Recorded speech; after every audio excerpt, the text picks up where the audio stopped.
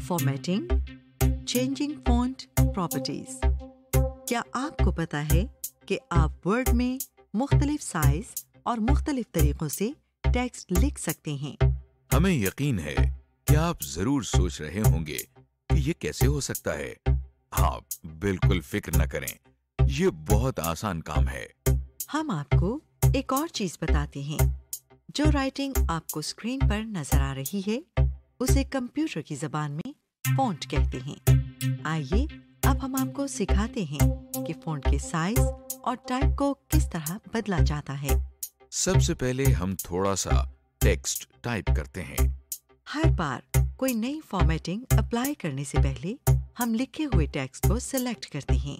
अब हम इस टेक्स्ट को सिलेक्ट करते हैं ताकि मुख्तलिफ तरह की फॉर्मेटिंग की ऑप्शंस इस पर अप्लाई कर सकें।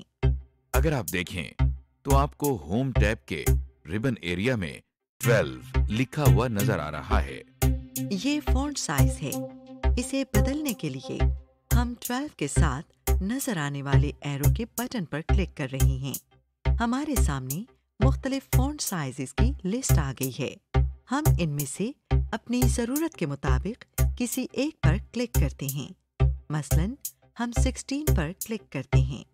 आप देख सकते हैं कि आपका सिलेक्ट किया हुआ फॉन्ट अब 12 की बजाय 16 साइज में लिखा हुआ नजर आ रहा है। 8 नंबर फॉन्ट सबसे छोटा और 72 नंबर फॉन्ट सबसे बड़ा होता है। आप इस वक्त इस लाइन में 8 नंबर फॉन्ट में टेक्स्ट लिखा हुआ देख सकते हैं। इस लाइन में 72 नंबर फॉन्ट और इस लाइन में 12 नंबर फॉन्ट में लिखा हुआ देख सकते हैं।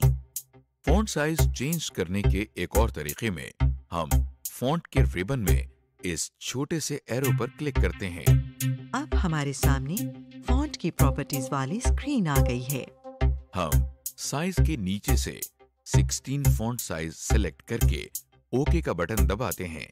अब आप देख सकते हैं कि हमारा सेलेक्ट किया हुआ फॉन्ट अब 12 साइज की बजाय 16 साइज में लिखा हुआ नजर आ रहा है। अब आप देखें कि होम टैब के रिबन में आपको टाइम्स न्यू रोमन लिखा हुआ नजर आ रहा है। ये फॉन्ट टाइप है। फॉन्ट टाइप चेंज करने के लिए हम टाइम्स न्यू रोमन के साथ वाले एरो बटन पर क्लिक करते हैं। हमारे सामने मुख्तलिफ फॉन्ट्स की एक लिस्ट आ गई है। हम इसमें से कोई भी फॉन्ट चूज कर सकते हैं। चलिए आपको दिखाने के लिए हम एरियल ब्लैक चूज कर लेते हैं। चूज करने के लिए हम लिस्ट में से इस फॉन्ट के नाम पर क्लिक करते हैं। हम देख सकते हैं कि हमारा टाइप किया हुआ टेक्स्ट अब हमें एरियल ब्लैक स्टाइल में लिखा हुआ नजर आ रहा है। फॉन्ट चेंज करने के एक और तरीके में हम फॉन्ट के रिबन में इस छोटे से एरो पर क्लिक करते हैं। क्लिक करते ही दोबारा फॉन्ट की प्रॉपर्टीज वाली स्क्रीन खुल जाती है। हम इस स्क्रीन में फॉन्ट के नीचे से Arial black font type select करके ओके दबाते हैं। आप देख सकते हैं कि हमारा सेलेक्ट किया हुआ टेक्स्ट अब एरियल ब्लैक फॉन्ट में लिखा हुआ है। ये वही फॉन्ट टाइप है जो कि आपने पहले रिबन बार से चूज किया था। अगर आप देखें तो होम टैब के रिबन बार पर दाएं तरफ आपको नॉर्मल लिखा हुआ नजर आ रहा है। ये आपको टेक्स्ट के स्टाइल के बारे में बताता है, यानी कि ये हमें बताता है कि टेक्स्ट पर कौन सी फॉर्मेटिंग यूज होनी है।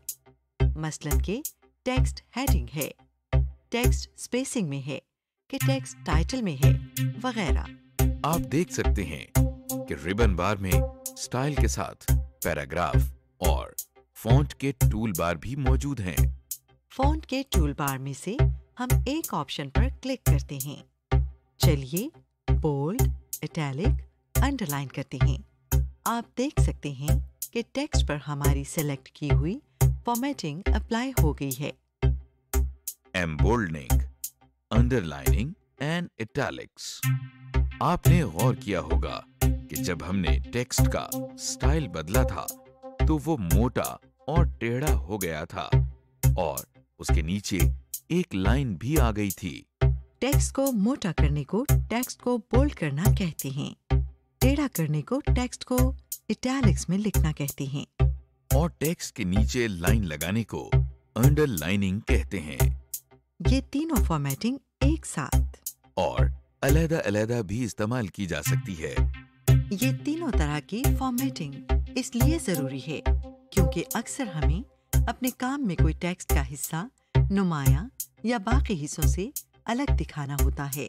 आमतौर पर आप रजिस्टर में पेंसिल, मार्कर या हाइलाइटर के साथ ये काम करते हैं, लेकिन वर्ड में आप ये काम आराम से फॉर्मेटिंग्स इस्तेमाल करके कर सकते हैं। आइए हम ये तीनों फॉर्मेटिंग के तरीके सिखाते हैं। सबसे पहले हम आपको टेक्स्ट बोल्ड करना सिखाते हैं। टेक्स्ट बोल्ड करने के लिए अगर टेक्स्ट पहले से लिखा हुआ है तो हम इसे सिलेक्ट करते हैं।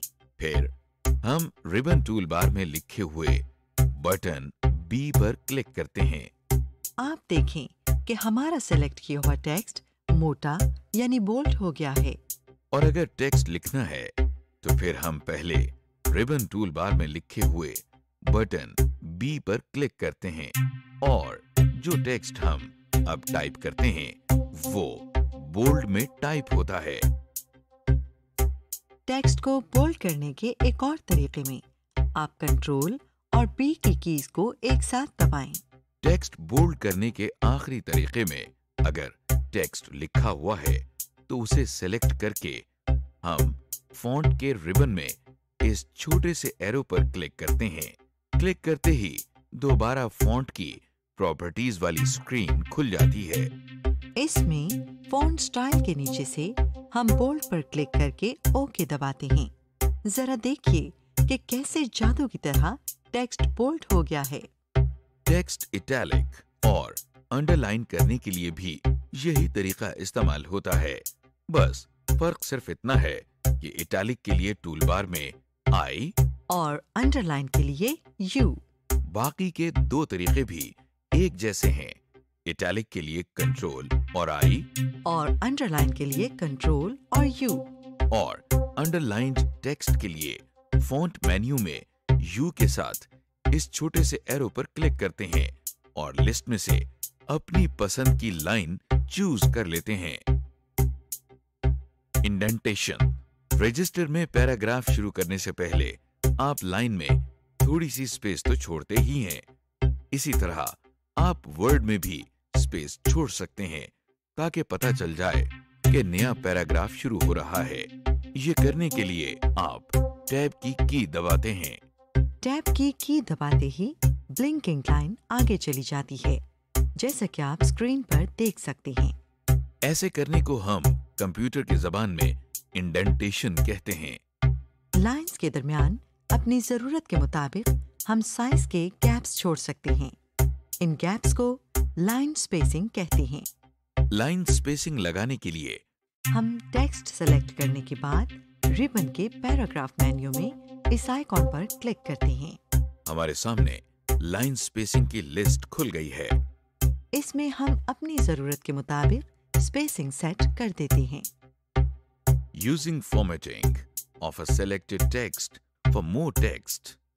आखिरी तरीके में हम सेलेक्ट किए हुए टेक्स्ट पर राइट क्लिक करके कॉपी करने के लिए कॉपी पर क्लिक करते हैं और कट करने के लिए कट पर। जब हम कोई टेक्स्ट कॉपी या कट कर लेते हैं तो फिर वो क्लिपबोर्ड में से डॉक्यूमेंट में जाता है। टेक्स्ट इंसर्ट करने के लिए हम उस जगह पर जाएंगे जहां पर इसे इंसर्ट करना है और फिर हम कंट्रोल और वी की कीज एक साथ दबाते हैं और टेक्स्ट क्लिपबोर्ड में से उस फाइल में आ जाता है। या हम होम के टैब से जाकर पेस्ट पर क्लिक करते हैं और टेक्स्ट क्लिपबोर्ड में से उस फाइल में आ जाता है। या हम उस जगह पर राइट क्लिक करके पेस्ट दबाते हैं और टेक्स्ट क्लिपबोर्ड में से उस फाइल में आ जाता है। अगर कोई टेक्स्ट मिटाना हो तो उसके लिए हम बैकस्पेस या डिलीट की कीज इस्तेमाल करते हैं। डिलीट की ब्लिंकिंग लाइन से आगे के टेक्स्ट और बैकस्पेस की ब्लिंकिंग लाइन से पीछे के टेक्स्ट को मिटाने के लिए होता है। डेटा सिलेक्ट करने के बाद हम बैक स्पेस या डिलीट की कीज दबाकर इसे खत्म कर सकते हैं। Changing text colours. आप जब कुछ हाथ से लिख रहे होते हैं तो मुख्तलिफ रंगों या कलर्स में लिखने के लिए आप मुख्तलिफ कलर्स के पेन्स या मार्कर्स या हाइलाइटर्स इस्तेमाल करते हैं। वर्ड में भी आप मुख्तलिफ कलर्स में टाइप कर सकते हैं। ये करने के लिए आप फॉन्ट का कलर चेंज करते हैं। ये बड़ा ही मज़ेदार काम है। आइए अब हम देखते हैं कि हम अपने डॉक्यूमेंट में कैसे रंग बरसा सकते हैं। कलर चेंज करने के लिए हम लिखे हुए टेक्स्ट को सेलेक्ट करते हैं।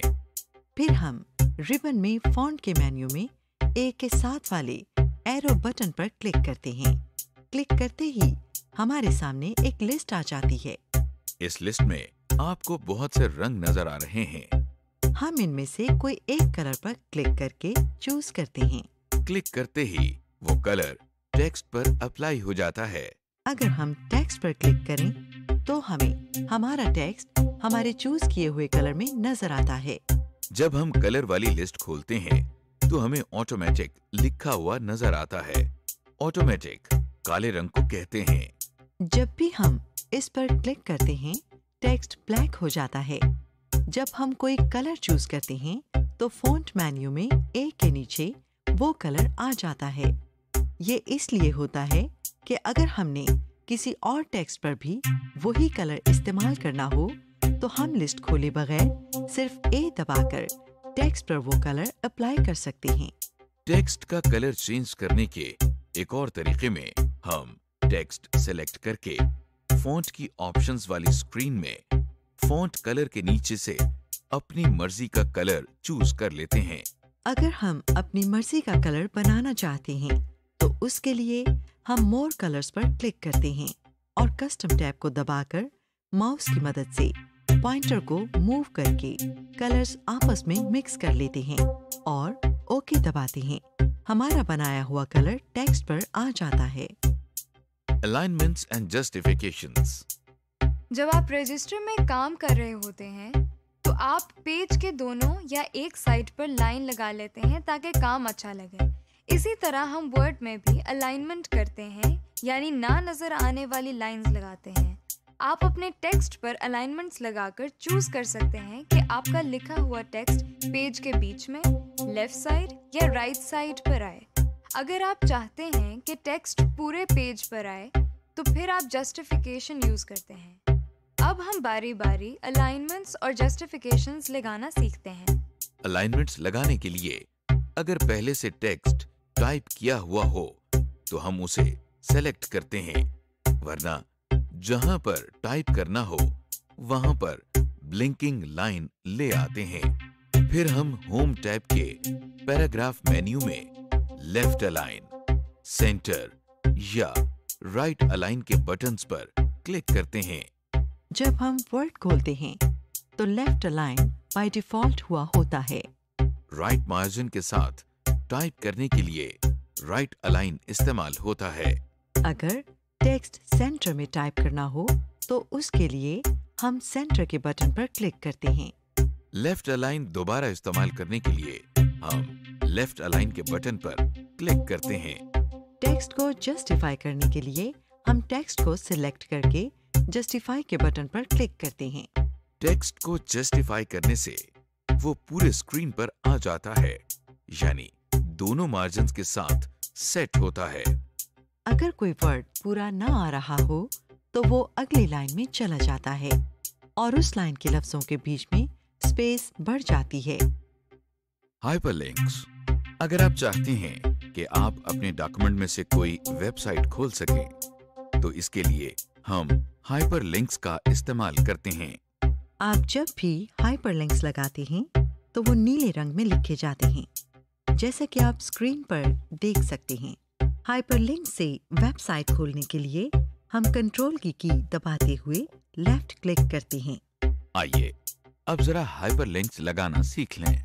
हाइपरलिंक्स लगाने के पहले तरीके में हम टेक्स्ट सिलेक्ट करके इस पर राइट क्लिक करते हैं। खुले हुए मेन्यू में से हम हाइपरलिंक पर क्लिक करते हैं। क्लिक करते ही हाइपरलिंक्स की ऑप्शंस वाली स्क्रीन हमारे सामने आ गई है। टेक्स्ट टू डिस्प्ले के आगे हम वो टेक्स्ट लिखते हैं जो हम चाहते हैं कि हमें डॉक्यूमेंट में नजर आए, जैसा कि हमें वर्चुअल यूनिवर्सिटी लिखा हुआ नजर आ रहा है। एड्रेस के आगे हम इस वेबसाइट का एड्रेस लिखते हैं जो कि हम खोलना चाहते हैं, जैसा कि हमें वर्चुअल यूनिवर्सिटी का एड्रेस लिखा हुआ नजर आ रहा है। एड्रेस लिखकर हम ओके पर क्लिक करते हैं और हाइपरलिंक डॉक्यूमेंट में आ जाता है। इस हाइपरलिंक को खोलने के लिए हमें कंट्रोल की को दबाकर हाइपरलिंक पर क्लिक करना होता है। कंट्रोल की को दबाकर जैसे ही टेक्स्ट पर लाएं तो माउस पॉइंटर एक हाथ की शक्ल में तब्दील हो जाता है। देखें कि जैसे ही हम हाइपरलिंक पर क्लिक करते हैं तो वर्चुअल यूनिवर्सिटी की वेबसाइट खुल जाती है। जब आप कोई वेबसाइट या ईमेल एड्रेस वर्ड में टाइप करते हैं तो वो ऑटोमेटिकली हाइपरलिंक में तब्दील हो जाता है। पहले से बनाए हुए हाइपरलिंक की प्रॉपर्टीज को चेंज करने के लिए उस पर राइट क्लिक करते हैं और एडिट हाइपरलिंक पर क्लिक करते हैं। क्लिक करते ही हाइपरलिंक की प्रॉपर्टीज वाली लिस्ट हमारे सामने आ जाती है। यहाँ से हम टेक्स्ट टू डिस्प्ले और एड्रेस वगैरह तब्दील कर सकते हैं।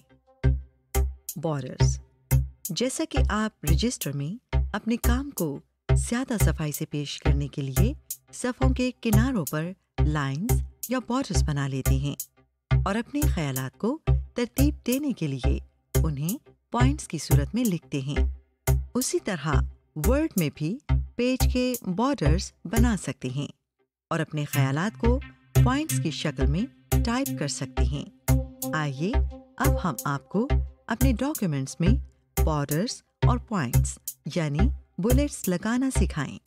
बॉर्डर्स डालने के लिए सबसे पहले हम पेज लेआउट की टैब में पेज बैकग्राउंड के मेन्यू में जाते हैं।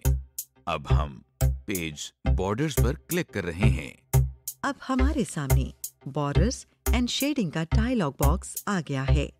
इस डायलॉग बॉक्स के ऊपर हमें 3 टैब्स नजर आ रहे हैं। इनके नाम बॉर्डर्स, पेज बॉर्डर्स और शेडिंग हैं। बॉर्डर्स का टैब दबाने से हम एक पैराग्राफ का बॉर्डर सेट करते हैं। पेज बॉर्डर के टैब से हम पूरे पेज का बॉर्डर सेट करते हैं। शेडिंग के टैब में हम पूरे पैराग्राफ का शेड सेट करते हैं। डायलॉग बॉक्स के दाईं साइड पर एक बड़ा डब्बा बना हुआ है। इस डब्बे को प्रीव्यू बॉक्स कहते हैं। जब भी आप बॉर्डर के लिए कोई स्टाइल चूज करते हैं तो उस डब्बे में उसका डिजाइन या प्रीव्यू डिस्प्ले होता है।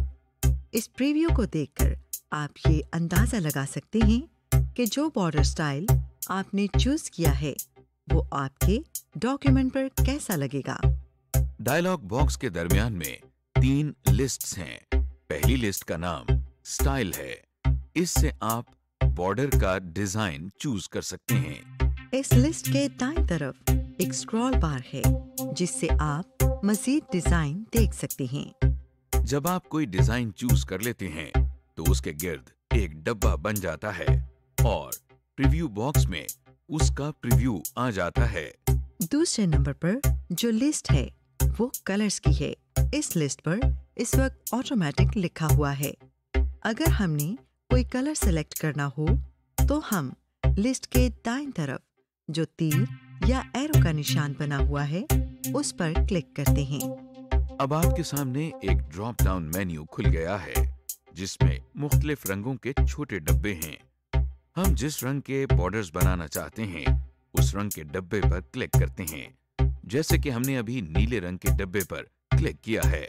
देखिए कि प्रीव्यू बॉक्स में बॉर्डर का रंग अब नीला हो गया है। डायलॉग बॉक्स के दरमियान में जो तीसरी और आखिरी लिस्ट है वो विड्थ या मोटाई की है।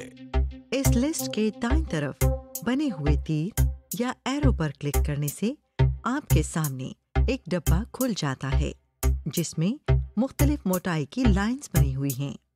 इनमें सबसे पतली लाइन की मोटाई 1/4 पॉइंट्स है, जबकि सबसे मोटी लाइन की मोटाई 6 पॉइंट्स है। हम जिस मोटाई के बॉर्डर्स चाहते हैं उस लाइन पर क्लिक कर देते हैं। प्रीव्यू बॉक्स में अब बॉर्डर्स की मोटाई उतनी सेट हो गई है जितनी हमने सिलेक्ट की थी। बॉर्डर्स का स्टाइल, कलर और विड्थ सेट करके हम ओके के बटन पर क्लिक करते हैं। हमारे पैराग्राफ का अब बॉर्डर सेट हो गया है। Inserting bullets. आइए अब हम आपको अपने डॉक्यूमेंट्स में बुलेट्स डालना सिखाएं। इस तरीके में हम होम टैब में पैराग्राफ के मेन्यू में बुलेट्स के बटन पर क्लिक करते हैं। देखिए कि डॉक्यूमेंट में जिस जगह पर ब्लिंकिंग लाइन है वहां एक बुलेट बन गया है। बुलेट्स के मुख्तलिफ डिजाइन्स डालने के लिए हम बुलेट्स के साथ बने हुए छोटे से तीर पर क्लिक करते हैं। ड्रॉप डाउन लिस्ट से अब हमारे सामने बुलेट्स की लिस्ट खुल गई है। जिस डिजाइन के बुलेट्स हम इस्तेमाल करना चाहते हैं उस पर हम क्लिक कर देते हैं और फिर वो बुलेट्स लग जाती हैं। हमारे सामने अब स्क्रीन पर एक बुलेट बना हुआ है। उसके आगे कुछ टेक्स्ट टाइप करने के बाद जब हम एंटर की दबाते हैं तो अगली लाइन पर एक और बुलेट आ जाता है। इसी तरह हम अपने सारे टेक्स्ट को बुलेट्स की शक्ल में लिख सकते हैं। अगर आप चाहते हैं कि अब अगली लाइन पर बुलेट न बने तो एंटर की 2 दफा दबाएं। बुलेट्स की तरह नंबरिंग भी आपकी टेक्स्ट को तरतीब देने के काम आती है। नंबरिंग करने के 2 तरीके हैं। पहले तरीके में हम नंबर 1 टाइप करके उसके आगे फुल स्टॉप या ब्रैकेट टाइप करते हैं। दूसरे तरीके में हम होम टैब के पैराग्राफ मेन्यू में नंबरिंग के बटन पर क्लिक करते हैं। देखिए कि ब्लिंकिंग लाइन से पहले अब 1 लिखा हुआ नजर आ रहा है। नंबरिंग करने के तीसरे तरीके में हम पहले पैराग्राफ मेन्यू में नंबरिंग के साथ बने हुए एरो पर क्लिक करते हैं। हमारे सामने नंबरिंग करने के मुख्तलिफ स्टाइल आ गए हैं। हम इनमें से अपनी पसंद का स्टाइल चूज करते हैं। समरी। इस लेसन में हमने सीखा टेक्स्ट का फॉन्ट तब्दील करने का तरीका, टेक्स्ट को बोल्ड, अंडरलाइन या इटैलिक में लिखने का तरीका, टेक्स्ट का कलर चेंज करना, हाइपरलिंक और टेक्स्ट में बुलेट्स या नंबर्स इंसर्ट करने का तरीका। टेम्पलेट्स। अगर हम टेम्पलेट के जरिए कोई नया डॉक्यूमेंट बनाना चाहें तो सबसे पहले हम एक नया डॉक्यूमेंट ओपन करते हैं। देखिए एक टास्क पैन खुल गई है। टास्क पैन एक ऐसी विंडो को कहते हैं जो आपको कोई काम करने के लिए एक्स्ट्रा ऑप्शंस फराहम करती हो। इस टास्क पैन में कई ऑप्शंस हैं। ऊपर वाले हिस्से में वो टेम्पलेट्स हैं जो MS वर्ड में पहले से बने हुए मौजूद हैं और आप इन टेम्पलेट्स को इस्तेमाल कर सकते हैं। इधर हम सैंपल टेम्पलेट्स पर क्लिक करते हैं। अब हमारे सामने टेम्पलेट्स की बहुत सारी ऑप्शंस आ गई हैं। जैसा कि आप देख रहे हैं इनमें लेटर्स, फैक्सेस और रेज्यूमेस के टेम्पलेट्स हैं। स्क्रीन के दाईं तरफ एक डब्बा बना हुआ है। टेम्पलेट्स की स्क्रीन पर बना हुआ प्रीव्यू का डब्बा आपको ये दिखाता है कि आपने जो टेम्पलेट्स सिलेक्ट की है उसका फॉर्मेट क्या है। इस टास्क पैन के नीचे वाले हिस्से में वो टेम्पलेट्स हैं जो हम इंटरनेट के जरिए MS ऑफिस की वेबसाइट से डाउनलोड कर सकते हैं। ये टेम्पलेट्स मुख्तलिफ डॉक्यूमेंट्स तैयार करने में काम आते हैं। जैसा कि लेटर्स के टेम्पलेट्स में हम देखते हैं कि ये टेम्पलेट्स मुख्तलिफ किस्म के लेटर्स लिखने के लिए इस्तेमाल होते हैं। मुख्तलिफ टेम्पलेट्स पर क्लिक करके आप उनके फॉर्मेट्स भी देख सकते हैं। इसके अलावा कार्ड्स के टेम्पलेट्स आते हैं। इनमें मुख्तलिफ किस्म के invitations, post cards, happy birthday या हैप्पी न्यू ईयर के हवाले से हर तरह के कार्ड्स के टेम्पलेट्स मौजूद हैं। टास्क पैन के ऊपर और नीचे वाले हिस्से के दरमियान दाईं तरफ हम देख सकते हैं कि एक एरो के साथ जगह बनी हुई है। हमें इन तमाम टेम्पलेट्स के अलावा अगर मजीद टेम्पलेट्स चाहिए हों तो हम इस खाली जगह पर टाइप करके सर्च कर सकते हैं। अक्सर हम अपने आप को या दोस्तों को कोई बात याद रखवाने के लिए एक छोटा सा नोट लिख लेते हैं। ऐसे नोट को मेमो कहते हैं। अगर हमें मेमो लिखने के लिए टेम्पलेट दरकार हो तो हम सर्च करने के लिए मेमो टाइप कर रहे हैं और इस तीर के निशान पर क्लिक कर रहे हैं। ये देखें, हमारे पास मेमो के बहुत सारे टेम्पलेट्स आ गए हैं। इस स्क्रीन पर मुख्तलिफ स्टाइल्स के टेम्पलेट्स मौजूद हैं, जो कि फर्क सिचुएशंस में इस्तेमाल होते हैं। जैसा कि अगर आपने अपने किसी दोस्त को मेमो भेजना है, तो आप एक बेतकल्लुफ स्टाइल अपनाना चाहेंगे, जैसे कि कंटेम्पररी मेमो का स्टाइल है। लेकिन अगर आपको ऑफिस में मेमो भेजना है, तो आप प्रोफेशनल मेमो इस्तेमाल करेंगे। Work with in a template on a specified task. अब तक हमने देखा है कि MS वर्ड किस किस चीज के टेम्पलेट्स फराहम करता है। आइए अब हम इन टेम्पलेट्स को इस्तेमाल करना सीखें। सबसे पहले हम फाइल पर क्लिक करेंगे। देखिए, स्क्रीन की साइड पर न्यू डॉक्यूमेंट का टास्क पैन खुल गया है। अब हम सैंपल टेम्पलेट्स पर क्लिक कर रहे हैं। टेम्पलेट्स की स्क्रीन में हम एग्जीक्यूटिव लेटर के टेम्पलेट्स पर क्लिक करते हैं। इसके बाद दाएं तरफ से टेम्पलेट के दायरे को सिलेक्ट करके क्रिएट के बटन को दबा रहे हैं। किसी भी टेम्पलेट को फिल करना बहुत आसान है। टेम्पलेट के अंदर पहले से ही वो सारी इंस्ट्रक्शंस मौजूद होती हैं, जिनको पढ़कर आप टेम्पलेट इस्तेमाल कर सकते हैं। टेम्पलेट को किसी भी ऑर्डर में फिल किया जा सकता है। आपकी आसानी के लिए हम टेम्पलेट को ऊपर से फिल करना शुरू करेंगे। सबसे ऊपर जो इंस्ट्रक्शन है, उसमें लिखा हुआ है पिक द डेट। इधर क्लिक करते हैं तो देखें, साथ ही एक छोटा सा एरो बन गया है। इस पर क्लिक करते हैं तो हमारे सामने कैलेंडर खुल गया है। यहाँ से हम मिसाल के तौर पर 14 जनवरी 2015 की तारीख को सिलेक्ट करते हैं, तो यहाँ पर तारीख लिखी हुई आ गई है। डेट के बाद सेंडर एड्रेस आता है। इधर हम भेजने वाले का नाम, मसलन जावेद खान, और इदारे का नाम, वर्चुअल यूनिवर्सिटी का नाम और एड्रेस टाइप कर रहे हैं। सेंडर की तफसीलात के आगे हम उस बंदे का नाम और एड्रेस लिखते हैं, जिसको हमने खत भेजना है। इसके बाद टाइप द सैल्यूटेशन में हम डियर सर लिख रहे हैं। इसके बाद लेटर की बॉडी आ जाती है। इसको हम इसी तरह छोड़ देते हैं। जहां पर टाइप द क्लोजिंग लिखा है, वहां हम योर्स सिंसियरली लिखेंगे। नाम के बाद हम अपना टाइटल एंटर करेंगे और कंपनी का नाम लिखेंगे। Finishing a document, styles and pagination. आपने नोट किया होगा कि हमको जब भी टेक्स्ट वाज़े करना होता है, तो उस पर 2-3 फर्क इफेक्ट्स अप्लाई करते हैं। जैसा कि ये जो टेक्स्ट हमने सिलेक्ट किया है, इसको वाज़े करने के लिए हम पहले इसको बोल्ड कर रहे हैं, फिर इसको अंडरलाइन कर रहे हैं और उसके बाद उसका साइज भी इंक्रीज कर रहे हैं। अब सोचिए, अगर हम ये सारा काम एक ही रिबन बार से कर सकें तो कितनी आसानी होगी। वर्ड में ये सारे काम एक ही जगह से किए जा सकते हैं। हमारे सामने होम की टैब में क्लिपबोर्ड, फॉन्ट, पैराग्राफ, स्टाइल्स और एडिटिंग के मेन्यू एक ही रिबन में दाएं से बाएं नजर आ रहे हैं। फॉन्ट मेन्यू में इस एरो पर क्लिक करें तो लंबी सी एक लिस्ट है, जिसके अंदर मुख्तलिफ स्टाइल्स के टैग्स मौजूद हैं। अगर हम इन स्टाइल्स में से कोई अपने टेक्स्ट पर अप्लाई करना चाहें, तो सबसे पहले हम टेक्स्ट को सिलेक्ट करते हैं। अब जो स्टाइल हम टेक्स्ट को देना चाहते हैं, उस पर क्लिक करते हैं। देखिए, सिलेक्टेड टेक्स्ट भी अब उसी स्टाइल में लिखा नजर आ रहा है, जिस पर हमने फॉन्ट मेन्यू में क्लिक किया था। अगर आप चाहते हैं कि जो स्टाइल आपने खुद पहले किसी टेक्स्ट पर अप्लाई किया है, वही स्टाइल किसी और टेक्स्ट पर भी अप्लाई हो जाए, तो उसके लिए सबसे पहले हम उस टेक्स्ट को सिलेक्ट कर लेते हैं जिसका स्टाइल हमने दूसरे टेक्स्ट पर अप्लाई करना है।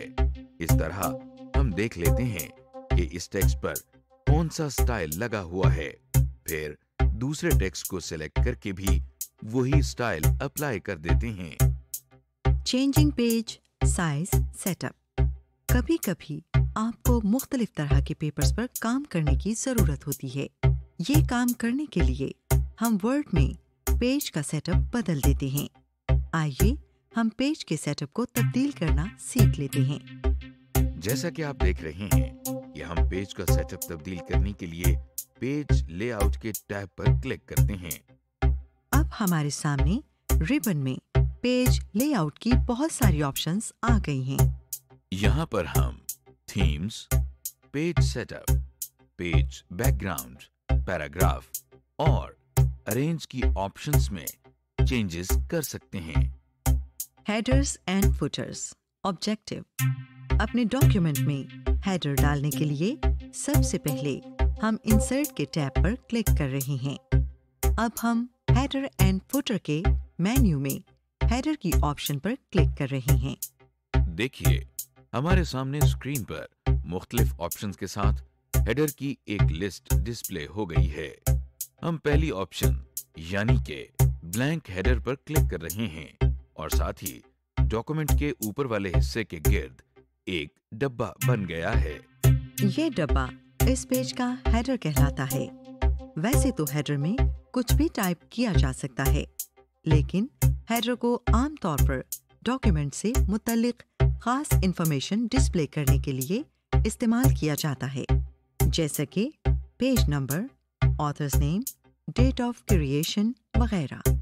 इस काम में वर्ड खुद भी हमारी मदद करता है। हमारे सामने जो नई टैब नजर आ रही है, इसको header and footer tool design कहते हैं। इस रिबन बार में हम हेडर और फुटर के डिजाइन के हवाले से फॉर्मेटिंग कर सकते हैं। इस रिबन बार के इंसर्ट के मेन्यू में मुख्तलिफ हेडर फॉर्मेट्स हैं।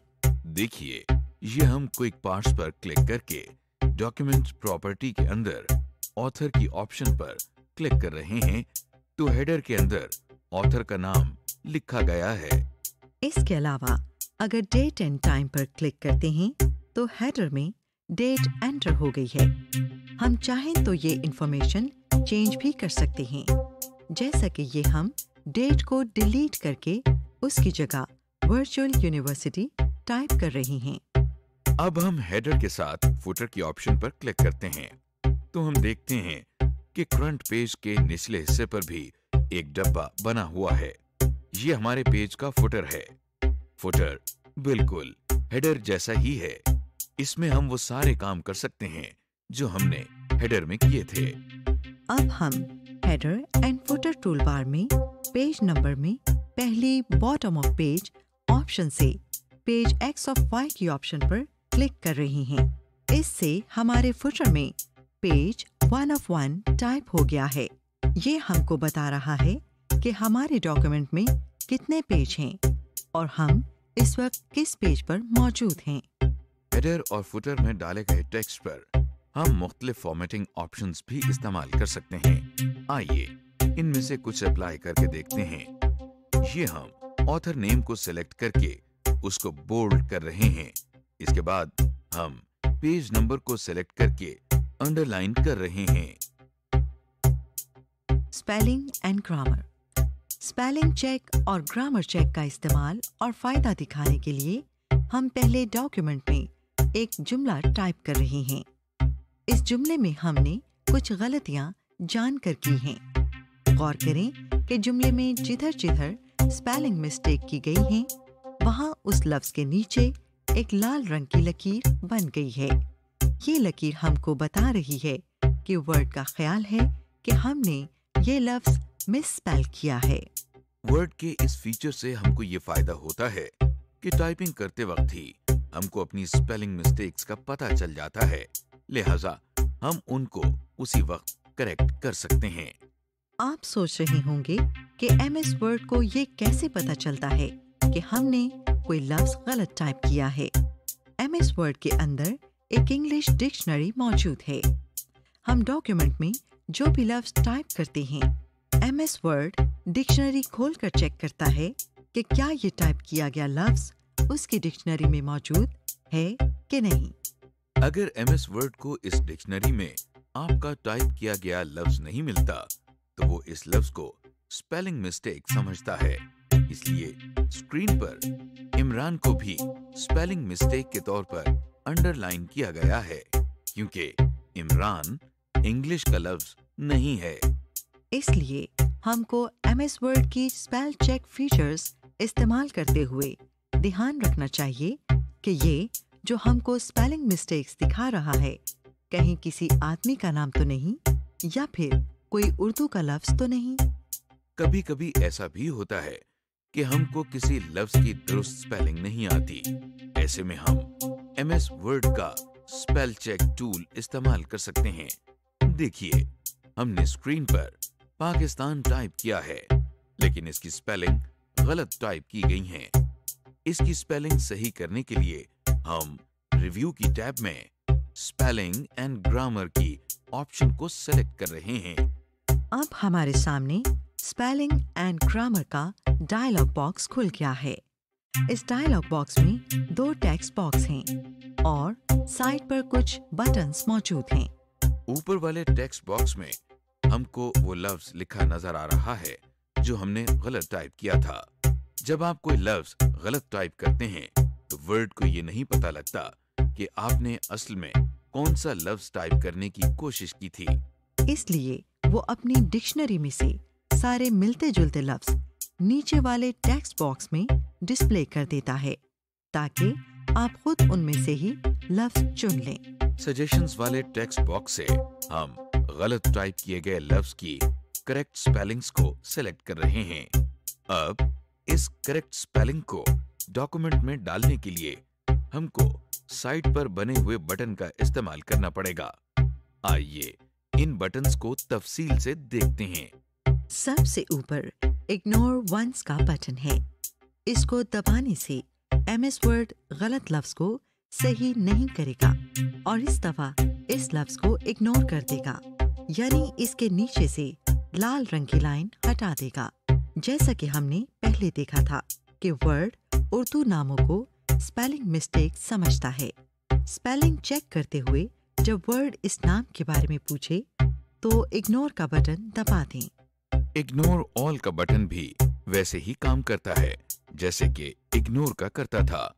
फर्क सिर्फ इतना है कि अगर आपने ये नाम अपने डॉक्यूमेंट में काफी जगहों पर इस्तेमाल किया है तो बजाय इसके कि हम बारी बारी सब गलतियों को इग्नोर करें, हम एक ही दफा इग्नोर ऑल का बटन दबा देते हैं और ये गलती पूरे डॉक्यूमेंट में इग्नोर हो जाती है। इसके बाद ऐड टू डिक्शनरी का बटन है। ये बटन दबाने से सिलेक्टेड वर्ड MS वर्ड की डिक्शनरी में शामिल हो जाता है। इसका फायदा ये होता है कि अब MS वर्ड इस लफ्ज को कभी स्पेलिंग मिस्टेक नहीं समझेगा। अब जो 2 बटन्स जिनकी तरफ माउस पॉइंट कर रहा है, चेंज और चेंज ऑल के बटन्स हैं। चेंज का बटन दबाने से आपने जो सजेशंस के टेक्स्ट बॉक्स में गलत टाइप किए गए लफ्ज की करेक्ट स्पेलिंग्स सेलेक्ट की थी, वो डॉक्यूमेंट में गलत स्पेलिंग्स को रिप्लेस कर देती हैं। चेंज ऑल का बटन दबाने से डॉक्यूमेंट में जितनी भी जगहों पर हमने यही मिस्टेक की है वो सारी करेक्ट कर दी जाती हैं। इस लाइन में जो आखिरी बटन है वो ऑटो करेक्ट का है। ये भी काम तो चेंज के बटन वाला ही करता है, लेकिन यहाँ पर इसको करेक्ट करने के बाद अगर हम बाद में डॉक्यूमेंट में टाइपिंग करते हुए यही गलती करें तो वर्ड उसको खुद करेक्ट कर देता है, जैसा कि ये हम पाकिस्तान को करेक्ट करते हुए ऑटो करेक्ट का बटन दबा रही हैं। अब जब हम पाकिस्तान दोबारा टाइप करते हैं तो देखिए वर्ड ने इसको खुद करेक्ट कर दिया है। समरी, इस लेसन में आपने सीखा डॉक्यूमेंट के मुख्तलिफ टेम्पलेट्स का इस्तेमाल, पेज सेटअप का तरीका, डॉक्यूमेंट में हेडर एंड फुटर का इस्तेमाल और टेक्स्ट की प्रूफिंग का तरीका।